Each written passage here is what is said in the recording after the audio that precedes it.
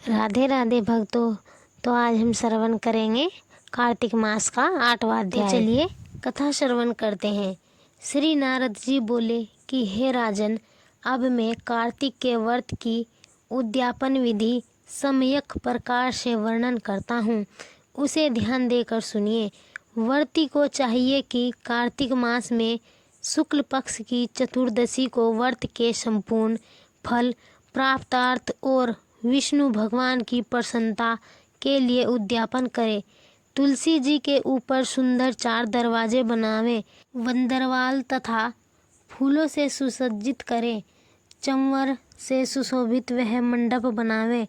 चारों द्वारों पर मिट्टी के बने हुए पुण्यशील, सुशील, जय और विजय नामक 4 द्वारपालों को पृथक पृथक बैठावे। तुलसी की जड़ में 4 रंगों से सुशोभित उत्तम सर्वतोभद्र का चक्र बनावे। उसके ऊपर पंचरत्न नारियल रखें और शुद्ध वस्त्र से कलश को आच्छादित करे। उस कलश के ऊपर शंख, चक्र, गदा, पद्म और पीताम्बरधारी लक्ष्मी युक्त विष्णु भगवान का पूजन करे। कार्तिक मास का व्रती इंद्रादि लोकपालों का पूजन मंडप में करे। द्वादशी को भगवान विष्णु जागे थे। त्रयोदशी को देवताओं ने विष्णु भगवान का दर्शन किया था। चतुर्दशी तिथि को देवताओं ने उनका पूजन किया, इसलिए भगवान की उद्यापन पूजा चतुर्दश तिथि को शांत मन से की जाती है। इस दिन संयम और शांत चित्त से व्रत भी करना चाहिए। अपने गुरु की आज्ञानुसार सुवर्ण की मूर्ति बनाकर षोडशोपचार तथा विधि नैवेद्यादि से भगवान का पूजन करे। विधि प्रकार के मांगलिक गायन, वाद तथा कीर्तन करके उस रात्रि में जागरण करे। जो प्राणी भगवान का श्रद्धापूर्वक कीर्तन करते हैं, उन लोगों के 7 जन्म के एकत्रित किए हुए पाप भी विनष्ट हो जाते हैं। जो लोग जागरण करके प्रेम पूर्वक भगवान का कीर्तन तथा नृत्य करते हैं, उनको 1 सहस्त्र गोदान का फल प्राप्त होता है।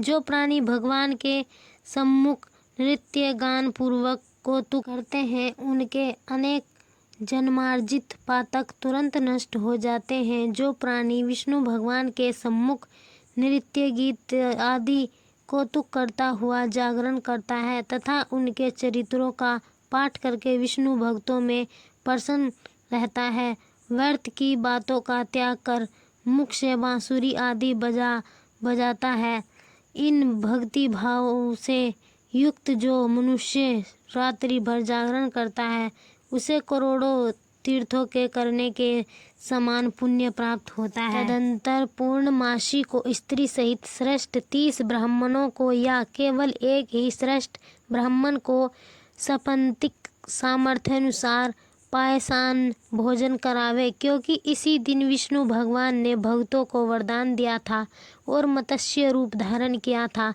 अतः इस तिथि को दान, हवन, जप आदि जो कुछ भी विष्णु भगवान के नियम होता है, वह अक्षय फल को देने वाला होता है।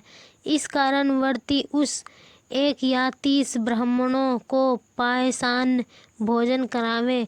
तब देवताओं के देवता विष्णु भगवान को तथा और देवताओं को अलग अलग प्रसन्न करने के लिए अतो देवा इन दोनों वैदिक मंत्रों से तिल और पायसान का हवन करे। उन ब्राह्मणों को अपनी सामर्थ्य के अनुसार दक्षिणा दे प्रणाम करे। पुनः विष्णुदेव की पूजा कर अन्य देवताओं तथा तुलसी का तथा कपिला गो का पूजन कार्तिक व्रती सावधानी से करे। व्रत का उपदेश करने वाले संपत्तिक गुरु तथा उन संपत्तिक ब्राह्मणों का वस्त्र, आभूषण आदि से पूजन कर क्षमा की प्रार्थना करें। प्रार्थना मंत्रों का अर्थ आप सब लोगों की अनुकंपा से मुख पर विष्णु भगवान का सर्वदा प्रसन्न रहे। इस प्रकार के करने से मेरे 7 जन्मों के किए हुए पाप नष्ट हो जाए और मेरी संतान चिरंजीवी रहे। इस पूजा के द्वारा मेरी सभी अभिलाषाएं पूर्ण होवे। मेरी मृत्यु होने के पश्चात मुझे अतिशय दुर्लभ विष्णु लोक प्राप्त हुए। व्रत करने वाला इस प्रकार ब्राह्मणों से क्षमा की प्रार्थना करे और उसको प्रसन्न करके विदा करे। पूजा की उन संपूर्ण वस्तुओं को गौ के साथ गुरु को दे दे। इसके पश्चात बंधुओं और मित्रों के साथ स्वयं भी भोजन करे। कार्तिक अथवा माघ मास के उद्यापन के नियम इसी प्रकार कहे गए हैं। इस प्रकार जो प्राणी विधान सहित कार्तिक मास का व्रत और उद्यापन करता है वह पाप रहित होकर मनोकामनाओं को प्राप्त करता है। अंत में विष्णु लोक निवास करता है। तीर्थ दानों तथा सब व्रत करने से जो फल प्राप्त होता है उनसे करोड़ों गुना अधिक पुण्य फल विधि पूर्वक कार्तिक मास का व्रत करने से मिलता है। वे प्राणी धन्य हैं, वे पुण्य हैं और उन्हीं का इस संसार में जन्म लेना सफल है जिन्होंने विष्णु भगवान की भक्ति में तल्लीन होते हुए कार्तिक मास का व्रत किया है।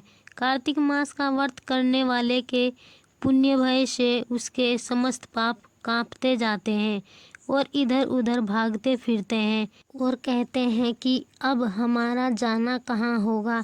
इस कार्तिक मास के व्रत के विधान को जो भक्ति पूर्वक सुनता है या वैष्णवों के सम्मुख सुनाता है, ये दोनों इस व्रत द्वारा इस व्रत से प्राप्त होने वाले पापनाशक सभी फल प्राप्त करते हैं। तो भक्तों, यह थी कार्तिक मास के 8वें अध्याय की कथा। 9वें अध्याय की कथा श्रवण करने के लिए हमारा YouTube चैनल सब्सक्राइब जरूर करें। राधे राधे।